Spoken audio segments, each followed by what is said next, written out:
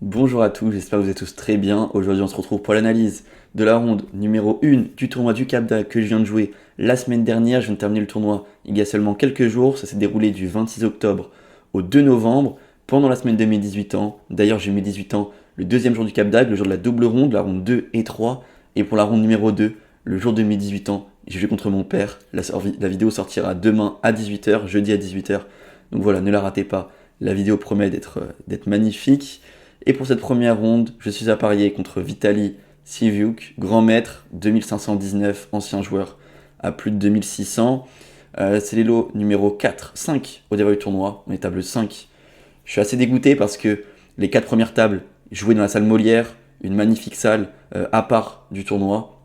Je suis à la table 5, donc la première de la deuxième salle. Mais ok, j'ai pas forcément eu le temps de me préparer parce que je pouvais jouer un peu n'importe quel grand maître des premiers élos. Je pouvais pas trop savoir en avance. Je l'ai su quelques minutes avant le début de la partie. Je suis arrivé un jour en avance pour me mettre tranquillement dans ma bulle, pas trop arriver juste avant et devoir à peine arriver, faire tes valises, déposer tes valises, manger, hop, arriver à la partie. Je suis tranquillement arrivé vendredi après-midi, ça a commencé samedi après-midi. Et c'est parti pour cette première ronde. Vitaly Sievuk décide de me jouer D4. Ok, je réponds donc D5. Il joue C4, je joue E6. Et il joue cavalier C3. Je vais donc jouer, comme beaucoup en ce moment, le Magnus Queen's Gambit. Il fait donc pion prend D5, pion prend D5, et fou F4. Une variante, c'est pas la variante principale, c'est cavalier F3 la variante principale, mais qui est pas mal jouée. Et rappelez-vous de ma ronde numéro 8 à Chambéry, j'avais jeu fou D6 contre Ethan Saya. Attention à ne pas reproduire la même erreur. D'ailleurs, en parlant d'Ethan Saya, il y aura bientôt un match retour contre cette personne, parce que je vais faire le fermé de Lyon dans quelques jours. J'y vais du vendredi 8 novembre, je crois que c'est le 8 novembre, au lundi 11 novembre, quelque chose comme ça. Les vidéos sortiront sur YouTube ensuite, quand le Cap d'Agde sera terminé, les analyses du Cap d'Agde seront terminées. Mais voilà, il y aura une partie contre lui qui arrive, faudra pas la rater non plus. Ce coup-ci, je joue donc cavalier F6, je défends mon pion. Il fait E3, fou D6, fou G5. On est à fond dans la théorie. Fou E6, fou D3, cavalier BD7. Et là, par contre, il va me surprendre avec un coup qui est pas hyper bon. C'est pas non plus une erreur, mais c'est pas hyper précis. Il vient jouer cavalier F3. Mais je me dis, mais c'est bizarre cavalier F3. En fait, il perd un temps. Rappelez-vous, en première division belge, en octobre, mon adversaire m'avait joué cavalier GE2. C'était une adversaire néerlandaise. J'avais gagné, mais c'était une partie très chaude. Et ça, c'est bien la bonne façon de jouer.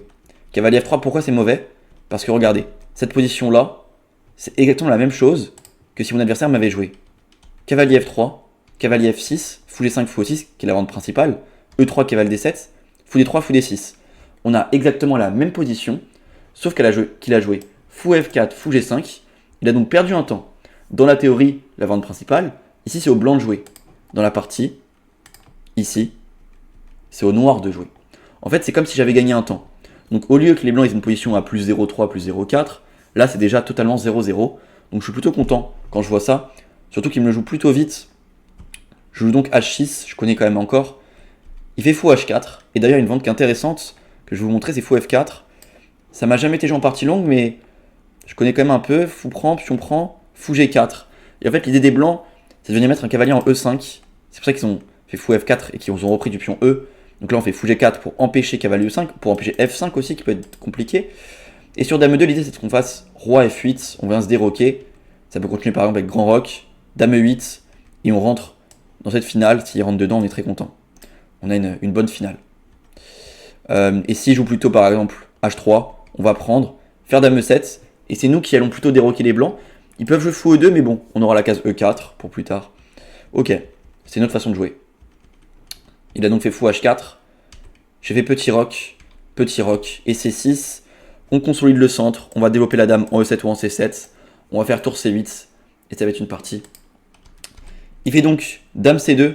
Ici, pareil, une autre idée à vous donner. Si votre adversaire joue cavalier D2, avec comme idée de venir jouer E4 rapidement, ou alors il a aussi peut-être envie de jouer avec A3, B4, cavalier A4, cavalier B3, cavalier C5.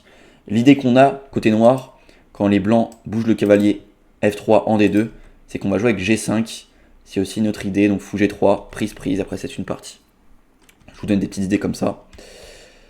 Il fait donc Dame C2, totalement logique. Je fais donc tour C8, je prépare une poussée en C5 pour plus tard.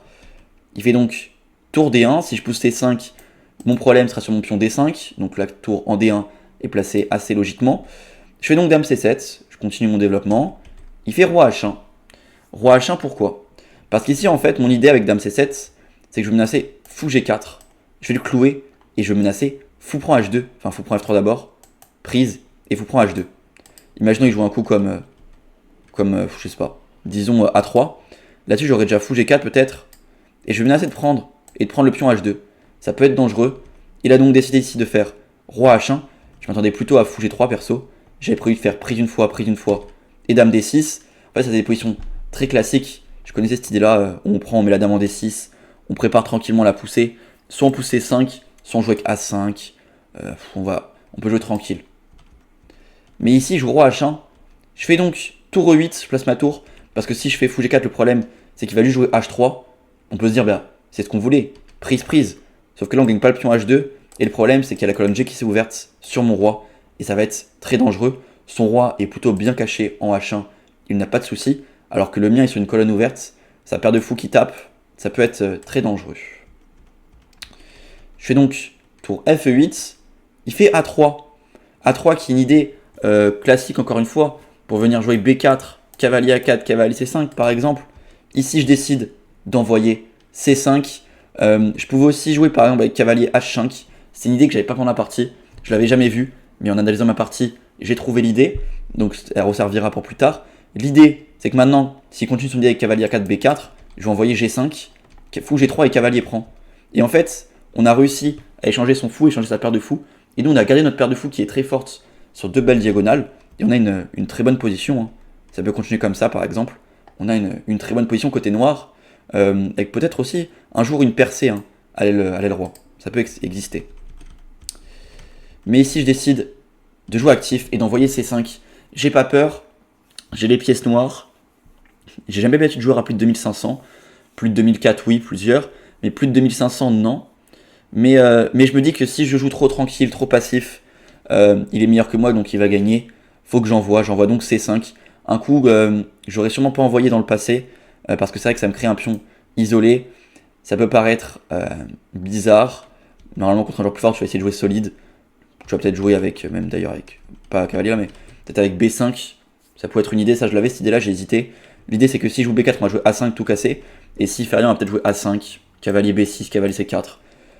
J'aurais sûrement fait ça dans le passé. Mais là, je préfère jouer actif, j'envoie C5. Il fait donc pion prend. Le problème, si je prends de la dame, c'est qu'il y a cavalier D4. Je voulais pas laisser le cavalier en D4. Pareil, le gros problème, si je prends du cavalier, c'est qu'ici il y a fou prend F6, pion prend fou F5, et je suis vraiment mal avec ma mauvaise structure de pion et mon roi qui est faible.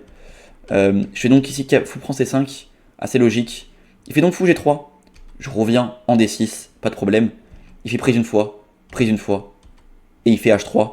Bien joué, parce que maintenant que je menace fou G4, faut parer la menace. Tout à l'heure, je menaçais pas fou G4, parce que même si je prenais, il reprenait, il ouvrait la colonne.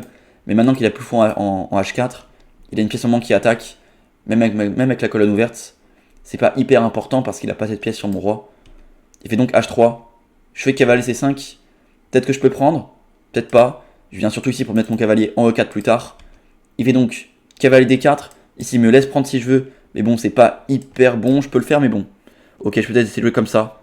Peut-être même cavalier E4. C'est jouable ou pas cavalier E4? Est-ce qu'il peut prendre? Non, il peut pas prendre. S'il reprend ici, je vais reprendre. Et il a pas dame prendre parce que j'ai fou C4. Donc, peut-être que je peux jouer comme ça. À voir. Ici, je décide de mettre ma dame en E5. Je viens pas direct en E4, qui était une possibilité. Parce que j'avais vraiment peur de cette variante-là. Prise, dame A4. Je me suis dit qu'en fait, cette finale-là, ok, j'ai plus mon pion isolé. Ok, mon fou en E6 n'est plus mauvais. Mais ce pion E4, j'avais l'impression que je pouvais pas si facilement que ça le défendre. Alors que lui, il est rapidement peut-être doublé dessus, voire triplé dessus. Et si je dois jouer un coup comme F5, je vais me créer beaucoup de faiblesses. Et j'avais pas forcément envie de jouer ça. Donc, c'est pour ça que j'ai joué dame E5. Je prépare le cavalier E4. Il fait donc cavalier E2. Et j'installe donc mon cavalier en E4. Pourquoi je ne mets pas celui-là?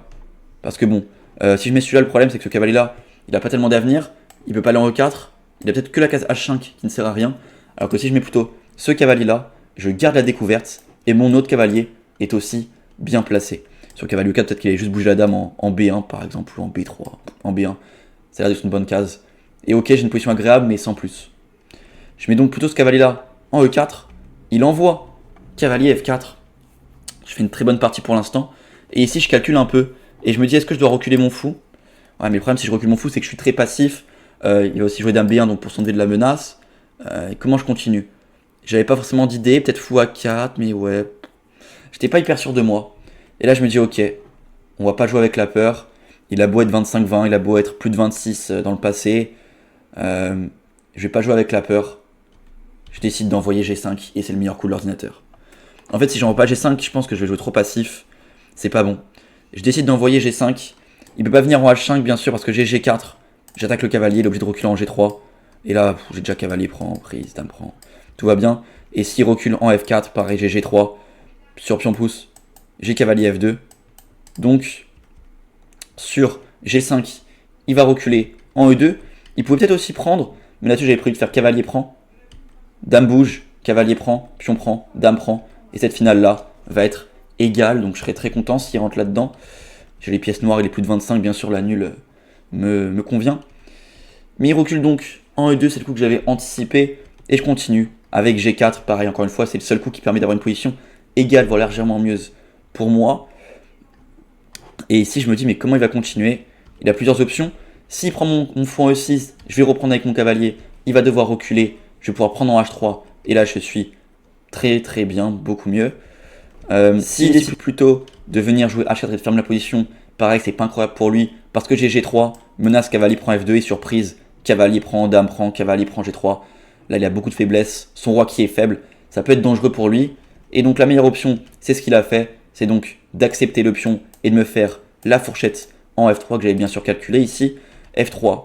Et là, ok, j'ai plusieurs idées différentes. Je sais pas laquelle est la bonne au moment où je joue mon coup. D'ailleurs ici, vous pouvez peut-être jouer, enfin, si je jouais roi G1, j'allais continuer avec cavalier E6, si vous voulez juste replacer ses pièces. Donc c'est pour ça que F3 est un coup primordial. J'ai plusieurs idées ici. J'hésite entre cavalier E6 direct ou alors cavalier prend D3. Sur cavalier E6, peut-être qu'il peut continuer avec dame B3, cavalier C5, dame C3, cavalier prend, peut-être dame prend. Mais ok, j'étais pas hyper sûr de moi parce que sur cavalier E6, ce qui m'embêtait, après dame B3, cavalier C5, c'est peut-être qu'il allait, quand il allait décaler sa dame et que j'allais prendre ici, peut-être qu'il allait prendre du pion. Et j'étais pas sûr de moi en fait, parce que j'avais calculé dame H5, roi G1, cavalier prend, dame prend, fou F5, mais je savais pas tellement comment évaluer cette position-là. Parce que j'avais quand même 4 îlots de pion. J'ai le mauvais fou, même si actuellement il est plutôt bien placé. Il menace G4 déjà en un coup déjà. J'étais pas hyper sûr de moi. C'est vrai que là j'ai déjà tour C2 peut-être. Mais ouais, j'arrivais mal à visualiser. Peut-être que c'est aussi la peur du fort joueur en face. Tu te dis que tu vas forcément rater quelque chose. Tu peux pas être mieux. Et c'est pour ça que je rate cavalier E6. Alors cavalier E6, franchement, si je joue cavalier E6, j'ai plus de 80% de chance de faire match nul. Franchement, je pense que j'ai plus de 80% de chance de faire match nul. Parce qu'ici, après ça, cavalier prend. S'il reprend de la dame, je vais juste prendre 3. Il va venir échanger. Cette finale-là, elle est bien égale quand même. Et donc s'il reprend donc du pion comme on l'a dit, j'ai quand même dame échec, cavalier prend, dame prend, fou là. Et je vais ramener la tour en C2. Pareil, c'est compliqué hein, parce qu'il doit jouer cavalier G3 seul coup. Si je prends, il reprend. Pareil, perdre ça, peut-être que même je prends la tour limite. Hein. Ouais, je prends la tour plutôt sur les cavaliers F6. Ah non, quoique. Ouais, non, faut juste que je double. Juste, je vais doubler. Perdre ça, c'est très compliqué quand même. Donc en vrai, c'est dommage que je rate cavalier E6, que j'évalue mal le coup, parce que derrière, j'avais vraiment de grandes chances de faire match nul. Je fais donc cavalier prend D3, il reprend, et je fais cavalier C5, c'est l'autre option. Il recule donc en D2, et je recule en D7. C'est toujours relativement égal. Il fait cavalier F4. Il me donne le pion E3, parce que quand je joue fou D7, je me dis, il y a quand même le pion E3 qui est attaqué. Si je joue C2, il est totalement raide, j'ai cavalier B3, mais je me dis, mais comment il va défendre le pion E3? C'est aussi pour ça que j'ai pas joué cavalier E6, parce que quand je calcule cette position-là, je me dis, mais le pion E3 il va tomber. Il peut pas défendre son pion E3. Donc ok, j'ai calculé cavalier F4, mais je me suis dit dame prend. Sur cavalier prend, je reviens en E5. Et s'il échange les dames d'abord, pareil, quand il prendra en D5, je pourrai revenir en E5 et tout ira bien. C'est pour ça que j'ai pas joué cavalier E6, parce que j'ai l'impression que ça, je suis beaucoup mieux en fait. Et là, il me joue cavalier F4. Je calcule pendant un petit moment, et je me dis, mais Je peux prendre ce pion E3, mais qu'est-ce qu'il a calculé? Je calcule dame prend E3. Sur cavalier prend D5, je calcule dame E5. Je reviens défendre la fourchette. Et sur cavalier B6, je vais juste faire dame échec et tour bouge. Et ici, tout va bien. Pareil, je me dis, s'il prend ma dame et qu'il fait cavalier prend, je peux juste faire tour E5.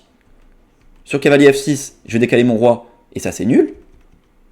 Et sur cavalier B6, je vais juste décaler ma tour, et ça pareil, c'est très très égal. Je me dis, mais attends, mais qu'est-ce qu'il a calculé sur cavalier F4? Je comprends pas. Je finis par jouer dame prend E3. Et là, je vois que depuis peut-être une bonne demi-heure, 1 heure, il était bien la tête dans ses bras. Il était pas très serein, je voyais bien. C'est pour ça que je sentais que j'avais une bonne position. Si tu fais suer un grand maître 25-20 avec les noirs, tu vois qu'il prend sa tête dans ses bras, c'est vraiment que t'es bien. Mais quand je joue dame prend E3, je le vois très heureux.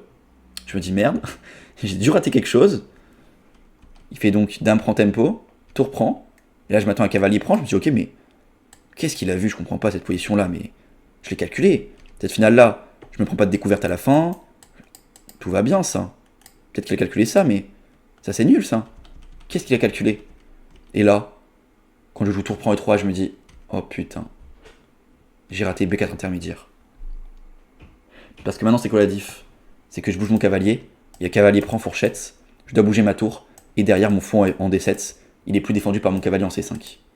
Je fais donc fou A4 pour tenter quelque chose, il fait tour C1, et j'abandonne, parce qu'en fait, si je bouge mon cavalier, et juste cavalier prend, je bouge ma tour et je me prends la fourchette. Putain. J'ai donné la partie. Putain, c'est dommage. C'est dommage. Ça se joue à pas grand chose. Dommage que j'ai pas le cavalier E6. Et je joue cavalier prend. On va faire le bilan de partie pour voir ce qu'on a pensé l'ordinateur. Mais ouais, c'était quand même une bonne partie parce que je l'ai quand même bien fait suer. En soi, honnêtement, si je trouve cavalier E6, je pense que la partie va être très très longue pour qu'il arrive à me battre. Donc, je pense que j'ai quand même fait une bonne partie. Et maintenant, je peux vous le dire, c'est le mec qui gagne le tournoi quand même. Hein. C'est lui qui a gagné le tournoi avec 7,5 sur 9. Même si certains savent, il aurait peut-être pas dû gagner le tournoi. Mais ouais, j'ai quand même joué contre le mec qui gagne le tournoi. Je l'ai fait un peu suer, donc je suis plutôt content. On a fait tous les deux une très bonne partie, 98 pour lui, 92 pour moi. Donc tout ça c'est théorique. Théorique. Là, cavalier E3, oui, c'est imprécis, cavalier E3, et c'est bien ça. Donc H6, fou H4, petit roc C6, dame C2, tour C8, tour C1, dame C7, roi H1, tour E8, A3, C5. Ouais, peut-être que l'idée avec cavalier H5, comme on l'a vu, elle était plutôt intéressante. Bon, ça c'est égal. Fou D6, H3, cavalier C5, cavalier D4, dame E5, cavalier D2, cavalier E4, cavalier F4, G5, cavalier E2, G4, pion prend, fou prend, F3. Et là, cavalier prend D3, c'est ça. En fait, j'ai pas vu qu'à la fin, il y avait B4. Moi, quand je calcule ça, dame bouge, ça, pour moi, je gagne le pion. Je calcule les variantes avec cavalier prend D5, avec les menaces de cavalier F6, mais à chaque fois, mon cavalier C5 défend. Et j'ai totalement oublié qu'il pouvait faire un B4 intermédiaire à un moment, qui lui faisait gagner une pièce. Sinon, j'aurais peut-être joué cavalier E6. Ok, bon. Et du coup, là, malheureusement, il me plante le B4, et je suis perdant. Ok, bon, c'est comme ça. Nous, on se retrouve demain à 18 h pour l'analyse de la ronde numéro 2 du Cap d'Agde contre mon père. C'est une partie incroyable, le jour de mes 18 ans. D'ailleurs, si je gagne cette partie, je passe 2200 feats pour la première fois le jour de mes 18 ans contre mon père. Ça serait beau. On se retrouve demain à 18 h pour cette partie, pour cette vidéo mémorable. Allez, à demain à 18 h.